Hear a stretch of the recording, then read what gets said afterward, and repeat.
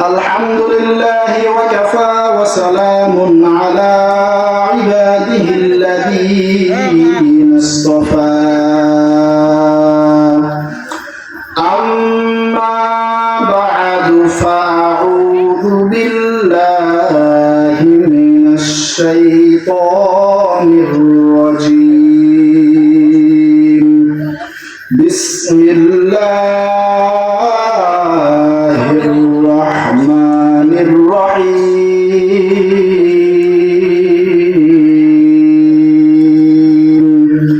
كل نفس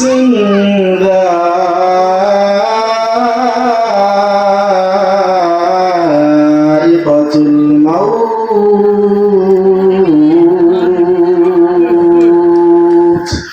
وإنما توفون أجوركم يوم القيامة فمن زحزح عن النار وأدخل الجنة فقد فاز وما الحياة الدنيا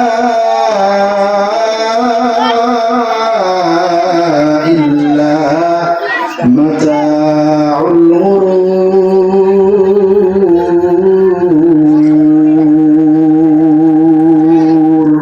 وقال رسول الله صلى الله عليه وسلم أكثروا ذكر هادم اللذات الموت أو كما قال النبي عليه الصلاة والسلام سبحانك لا علم لنا إلا ما علمتنا إنك أنت العليم الحكيم সকলে জবান করে দুরূদ ইব্রাহিম পড়ি আল্লাহুম্মা সাল্লি আলা মুহাম্মাদিন ওয়া আলা আলি মুহাম্মাদ কামা সাল্লাইতা আলা ইব্রাহিম ওয়া আলা আলি ইব্রাহিম ইন্নাকা হামিদুম মাজিদ اللهم بارك على محمد وعلى آل محمد كما باركت على إبراهيم وعلى آل إبراهيم إنك حميد مجيد الحمد لمن قدر خيرا وخبلا والشكر لمن صور حسنا وجمالا والشكر لمن صور حسنا وجمالا لا زد ولا ند ولا حد لمولاه لا زد ولا ند ولا حد لمولاه الآن كما كان ولم يلق زوالا الآن كما كان ولم يلق زوالا আলহামদুলিল্লাহ আল্লাহ সুবহানাহু ওয়া তাআলা দরবারে লক্ষ কোটি শুকর ও সুজুদ যে আল্লাহ পাক রব্বুল আলামিন রব্বুল ইজ্জত আজকের এই পবিত্র সামিয়ানার নিচে আল্লাহ তাআলা আমাদেরকে বাহিরের একটা খারাপ পরিবেশ থেকে ফারিগ করেছেন, আমাদেরকে মকবুল বান্দা তথা কবুল বান্দা হিসেবে কবুল করেছেন।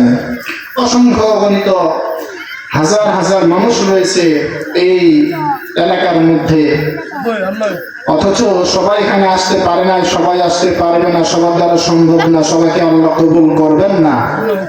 আমাকে আপনাকে আল্লাহ তাআলা কবুল করেছেন বিধায় আসতে পারছি, নতুবা আমি আপনি এখানে কোশ্চেন কালো আসতে বসতে পারতাম না। বলে আল্লাহ তাআলা যাকে ভালোবাসেন, আল্লাহ তাআলা যার কল্যাণ চান, তার দ্বারা আল্লাহ তাআলা নেক কাজ করা তৌফিক দান করেন। সুবহানাল্লাহ। তো আমরা এখানে আল্লাহর নেক নজরে পড়েছি বিধায় আসতে পারছি, তাছাড়া আসতে পারতাম না। তো সেই মালিকের দরবারে আমরা এখানে আসতে পারছি, আল্লাহ আমাদের কবুল করেছেন, এই জান্নাতের বাগানে আসতে পারছি। এই জন্য সকলে জবান করে বলি আলহামদুলিল্লাহ। অসংখ্য গণিত দরুদ সালাম বর্ষিত হোক নবী আহমদ মুস্তাফা মুহাম্মদ মুস্তাফা, সকলে জবান করে বলি সাল্লাল্লাহু আলাইহি ওয়াসাল্লামের উপর। সম্মানিত হাজিরিন, সময় খুবই সংক্ষিপ্ত, আমি আপনার সামনে বেশিক্ষণ আলোচনা করব না। আমাদের প্রধান বক্তা ইতিমধ্যে চলে এসেছেন। তো ওনার ওঠার কথা ছিল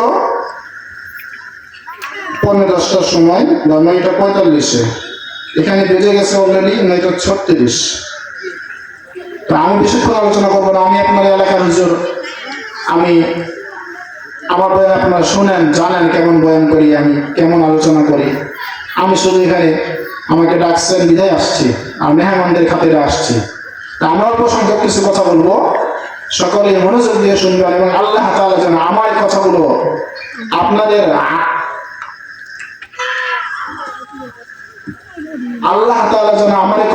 আপনাদের আমলের জন্য কবুল করেন, আপনাদের জিন্দেগি পরিবর্তনের জন্য কবুল করেন, আপনাদের নাজাতের জন্য কবুল করেন। সকলে বলি আমিন। এবং সর্বপ্রথম আল্লাহ তাআলা যেন আমি অধমকে এই কথাগুলোর উপর আমল করা তৌফিক দান করেন এবং আপনাদের সবাইকে আমল করা তৌফিক দান করেন, বলি আমিন। সম্মানিত হাজিরিন, আমি ডাইরেক্ট আমার আলোচনায় চলে যাব। তা আমি আপনার সামনে যে আয়াতে কালিমা তেলাওয়াত করেছি, এর আগে কিছু কথা বলা যায়। দেখেন, এত সুন্দর আয়োজন করা হয়েছে, আল্লাহ দিলে আকাশের অবস্থা অত্যন্ত ভালো, আলহামদুলিল্লাহ। আমরা খুবই ভয়ের মধ্যে ছিলাম, শঙ্কার মধ্যে ছিলাম যে হয়তো আজকে অবস্থা কিছু একটা দেখা ঘটবে, কিন্তু দেখে আল্লাহ রহমত, আকাশ ভালো হয়ে গেছে। অথচ দেখেন এই সামিয়ানাও করা হয়েছে। আপনার এলাকার মধ্যে কত মানুষ এখানে আসলেন না, এখানে আসার বসার দায়িত্ব আপনার। আপনারা যদি না আসেন তো আপনারা কিন্তু ভাবতেছেন আমি ওখানে গেলে কি না গেলে কি, এটা ভেবে ছেড়ে দিতেছেন, এর জন্য পার পাবেন না। কারণ আপনার এলাকার মাহফিল হতে পারে এটা ছোট মাহফিল, কিন্তু আল্লাহ তাআলা ছোট বড় দেখেন না। আল্লাহ তাআলা দেখেন কোনখানে কোরআনের কথা হয়, কোন জায়গায় হাদিসের কথা হয়, কে শ্রবণ দিয়ে মনোযোগ দিয়ে শুনে, কে আমলের নিয়তে শুনে, কে নাজাতের জন্য শুনে, কে গুনাহ মাফের জন্য শুনে, গুনাহ মাফের জন্য বসে আল্লাহ তাআলা এইগুলো দেখেন।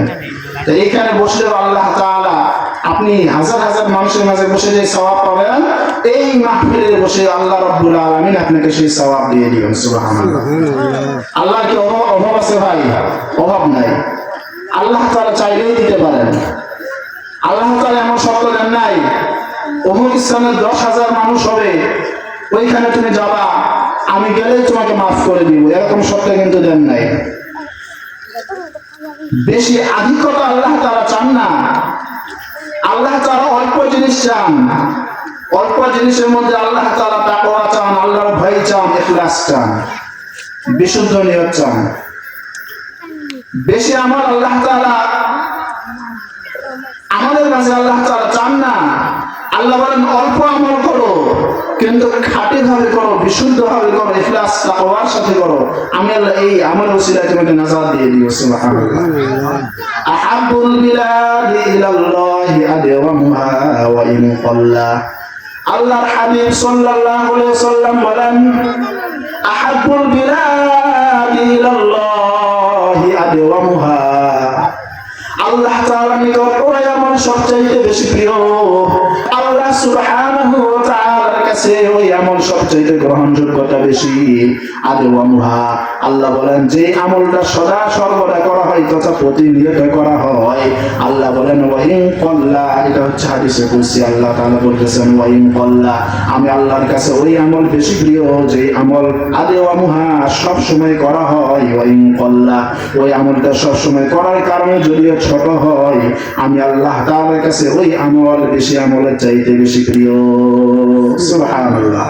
এজন্য হাজিরিন, এখানে আসলে যে সওয়াব পাবেন 10,000 মানুষের মাঝে গেলে সে একই সওয়াব পাবেন। এজন্য এখানে চলে আসেন ভাইরা, আমরা বেশিক্ষণ দেরি করাবো না, এই হুজুর চলে আসেন, আমি বেশিক্ষণ কথা বলবো না, আপনারা চলে আসেন, আমরা ইনশাআল্লাহ বেশি দেরি করাবো না। আসলে এখানে এত সুন্দর একটা ব্যবস্থা করা হয়েছে, আয়োজন করা হয়েছে আপনাদের জন্য। এখন দেখেন আপনারা যদি না আসেন, যিনি আয়োজনটা করেছেন উনি কিন্তু একটু মনে মনে খারাপ লাগা কাজ করতে পারে, কিন্তু আমি ওনার উদ্দেশ্যে বলতে চাই আপনার খারাপ লাগা বা খারাপ কাজ করার কোনো এগুলোর ভিতরে আনবেন না। আপনি আল্লাহ তাআলাকে খুশি করার জন্য কাজ করছেন, আল্লাহ তাআলাকে খুশি করার জন্য এই আয়োজন করেছেন। আল্লাহ আপনার মনের হালত, আপনার নিয়ত, আপনার অবস্থা জানেন। মানুষ হোক বা না হোক, কবুল করার মালিক কে? আল্লাহ। আল্লাহ কবুল করবেন ইনশাআল্লাহ। তবে হ্যাঁ, এখানে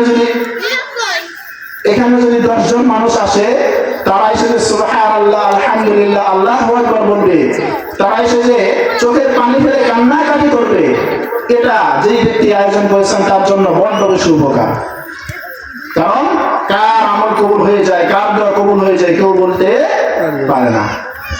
এজন্যই আসলে আপনাদেরও লাভ, যিনি আয়োজন করেছেন তাদেরও লাভ, আমরা যারা আছি আমাদেরও লাভ ভাই। এজন্য চলে আসেন প্রিয় হাজিরিন। এখানে আসলে অনেক ফজিলত, এখানে আসলে অনেক বরকতের কথা হাদিসে এসেছে। হতে পারে আজকে এখানে জায়গাটা হয়তো একটু সংকীর্ণ, বা আমরা এখানে হয়তো উপস্থিতি কম আছি, কিন্তু এখানে বসার যে সওয়াব রয়েছে আল্লাহ রাব্বুল আলামিন বিন্দু মাত্র কম করবেন না। কেন? আল্লাহর হাবিব সাল্লাল্লাহু আলাইহি ওয়াসাল্লাম বলেছেন এখানে আসার বসার যে ফজিলত, আল্লাহর হাবিব এখানে এই মাহফিলে আসার ফজিলত সম্পর্কে বলতেছেন হাদিসের মধ্যে, قال رسول الله صلى الله عليه وسلم لا يقعد قوم يذكرون الله تعالى إلا حفتهم الملائكة وغشيتهم الرحمة ونزلت عليهم السكينة وذكرهم الله في من عنده। এই হাদিস সম্পর্কে আল্লাহর হাবিব সাল্লাল্লাহু আলাইহি ওয়াসাল্লাম যে কথা বলেছেন সেটা আমি যে ব্যাখ্যা করব, একটু কথা বলে বিস্তারিত বলবো, সেখানে বুঝতে পারবেন। তো এই বিস্তারিত ব্যাখ্যা করলে আপনারা বুঝতে পারবেন এইখানে আল্লাহর হাবিব সাল্লাল্লাহু আলাইহি ওয়াসাল্লাম কি বলতে চেয়েছেন, আল্লাহ তাআলা এখানে কি বুঝাইছেন। যত মুহাদ্দিসিনে কেরাম রয়েছেন, যত মুহাদ্দিসিন অর্থাৎ যারা হাদিস সম্পর্কে বিশারদ, যারা হাদিস সম্পর্কে গবেষণা করেন, এরকম যত মুহাদ্দিসিনে কেরাম রয়েছেন সকলেই এই বিষয়ে ঐক্যমত হয়েছেন, সকলেই বলেছেন আল্লাহ তাআলা এই হাদিস দ্বারা, আল্লাহ রাসূল সাল্লাল্লাহু আলাইহি ওয়াসাল্লাম এই হাদিস দ্বারা বুঝাতে চেয়েছেন, আল্লাহ তাআলা এই হাদিসের মধ্যে এই যে কোরআনের মাহফিল হয়, হাদিসের মাহফিল হয়, এই মাহফিলগুলোর মাঝে বসার যে ফজিলত, বসলে যে লাভ, সেই লাভ সম্পর্কে বলতেছেন। আল্লাহ রাব্বুল আলামিন সবকিছু জানা সত্ত্বেও আল্লাহ তাআলা এই যে মাহফিলের আয়োজনটা করা হয়েছে, এই মাহফিলের চারপাশের মধ্যে আল্লাহ রাব্বুল আলামিন ওই আসমানে থাকা ফেরেশতাদেরকে বলেন, ও ফেরেশতার দল, ওই যে অমুক স্থানে কোরআনের আয়োজন হইতেছে, কোরআনের কথা চলতেছে, হাদিসের কথা চলতেছে, যাও ওই স্থানকে ঘিরে ফেলো। আল্লাহর ফেরেশতারা এই যে জান্নাতের বাগানটা রয়েছে, যেখানে কোরআনের হাদিসের কথা হচ্ছে, এই স্থানটা আল্লাহর ফেরেশতারা এসে ঘিরে ফেলেন। একজন ফেরেশতা আসেন, এরপর আরেকজন ফেরেশতা আসেন, এমন করে একজন ফেরেশতার পর আরেকজন ফেরেশতা একজন ফেরেশতার উপর আরেকজন ফেরেশতা, একজন ফেরেশতার উপর আরেকজন ফেরেশতা, তার কাঁধের উপর আরেকজন ফেরেশতা, এমন করতে করতে আল্লাহর ফেরেশতারা আজকের এই দুনিয়ার জমিনে বসা স্থান তথা এই মাহফিলটাকে শুরু করে আল্লাহর ফেরেশতারা একজন আরেকজনের কাছে বসতে বসতে আল্লাহর ফেরেশতারা আল্লাহর আরশে আজিম পর্যন্ত পৌঁছে যান। সুবহানাল্লাহ। আল্লাহ রাব্বুল আলামিন তখন বলেন, ও ফেরেশতার দল, তোমরা কোন জায়গা থেকে আসলা? আল্লাহ তাআলা সবকিছু জানেন, সবকিছু বুঝেন, তা সত্ত্বেও আল্লাহ তাআলা জিজ্ঞাসা করতেছেন, জানা সত্ত্বেও আল্লাহ জিজ্ঞাসা কেন করতেছেন? আল্লাহর ভালো লাগে, শুনতে ভালো লাগে। আল্লাহ তাআলা জিজ্ঞাসা করতেছেন, ও ফেরেশতার দল, তোমরা কোন জায়গা থেকে আসলা, কোথা থেকে আসলা? আল্লাহর ফেরেশতারা তখন আজকে যে মাহফিলের আয়োজনটা করা হয়েছে, এই মাহফিলের নামটা উল্লেখ করে, স্থানটা উল্লেখ করে আল্লাহর ফেরেশতারা বলেন, আল্লাহ, আমরা অমুক স্থান থেকে আসলাম। আল্লাহ রাব্বুল আলামিন দেখে বলেন, ও ফেরেশতা, ওইখানে যে আমার বান্দারা বসছে, ওইখানে আমার বান্দারা বসে কি চাই? আমার বান্দা ওইখানে কিসের জন্য বসছে? আমার বান্দা ওইখানে কি উদ্দেশ্যে বসছে? আল্লাহর ফেরেশতারা বলে, আল্লাহ, ওইখানে আপনার বান্দারা গুনাহ মাফের আশায় বসছে, রহমত মাগফিরাতের আশায় বসছে। আল্লাহ তাআলা আবার প্রশ্ন করেন, ও ফেরেশতার দল, ওইখানে যে আমার বান্দারা বসছে, আমার বান্দারা কি আমি আল্লাহ তাআলাকে দেখছে নাকি? আল্লাহর ফেরেশতারা বলে, আল্লাহ, তারা আপনাকে দেখে নাই, আপনার হাবিবকে দেখে নাই, তা সত্ত্বেও ওইখানে বসছে।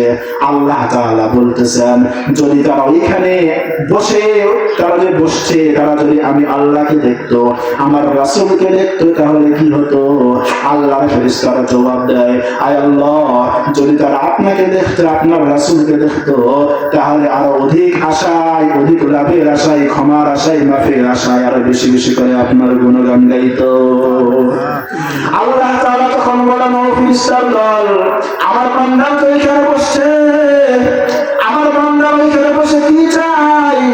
আমার বান্দারা আমার কাছে কি চাই? বলো, আমার বান্দারা আমার কাছে কি চাই? আল্লাহর ফেরেশতারা বলে, আল্লাহ,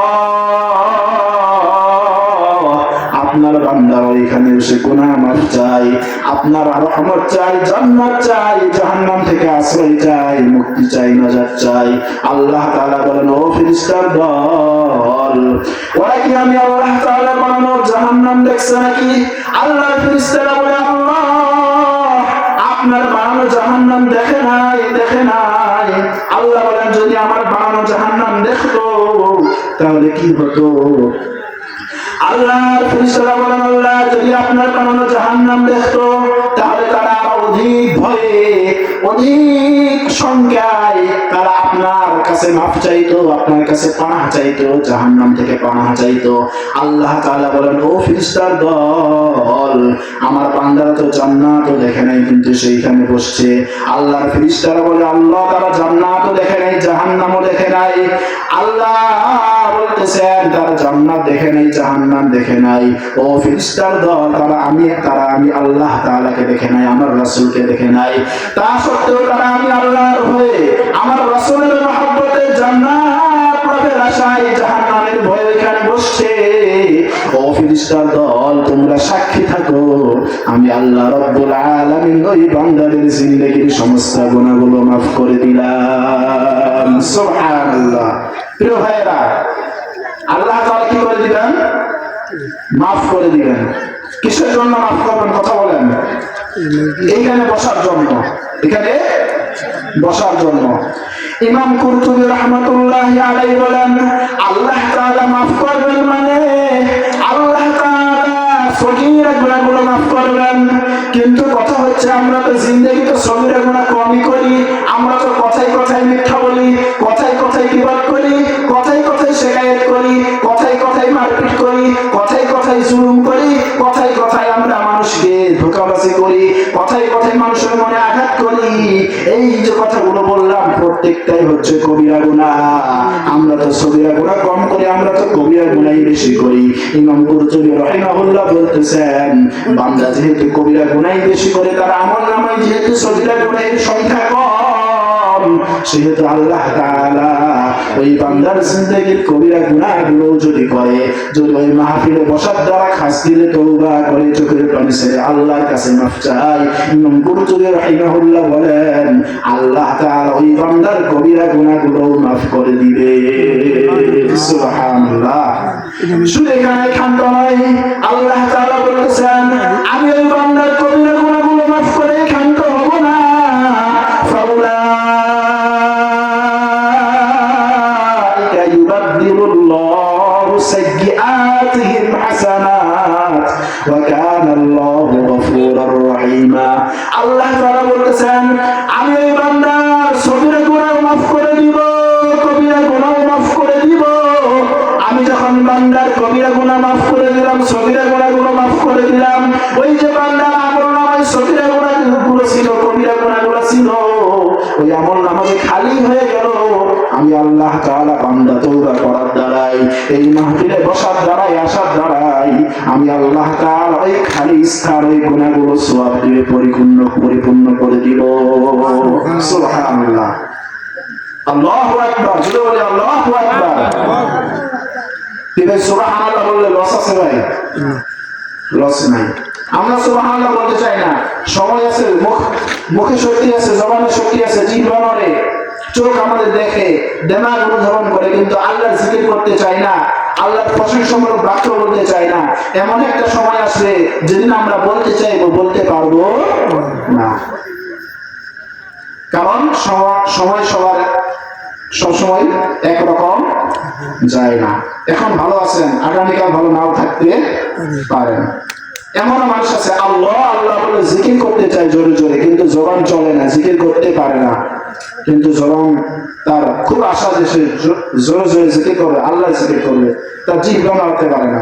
আমাদের আছে, আমরা করি না। কারণ হাসরের ময়দানে যখন জান্নাতীরা জান্নাতে চলে যাবে, জান্নাতীরা জান্নাতে যাওয়ার পর কোন জিনিসের জন্য আফসোস করবে না। জান্নাতে কোনো আফসোস আছে বলেন? জান্নাতে কোনো কষ্ট আছে? জান্নাতে কি কোনো রকম পেরেশানি আছে? নাই। জান্নাতে শুধু সুখ, শান্তি, আরাম। সুবহানাল্লাহ। দিবে কে? আল্লাহ তাআলা। তো ওই জান্নাতে কিছু থাকবে না, ওই জান্নাতে কিছুই থাকবে না, কিন্তু জান্নাতের একটা বিষয় নিয়ে আফসোস করবে, জান্নাতের একটা বিষয় নিয়ে আফসোস করবে। তো জান্নাত আল্লাহ তাআলা যে বিল্ডিং গুলো দিবেন, যে মালিক, দালানের মালিক বানাবেন, তো একজন দেখবে আমার 5 তলা, ওনার তো 10 তলা, আমার চেয়ে উপরে বিল্ডিং আছে, দেখে বলবে কেন উনি আমার চেয়ে উপরে বিল্ডিং এ? হাকিকত জানবেন। দুই বান্দা দুনিয়া জমিনে যাচ্ছে, দেখবে সুবহানাল্লাহ বেশি বলেছিলেন, বিধায় আল্লাহ তাআলা তাকে উপরে বিল্ডিং এ দান করেছেন।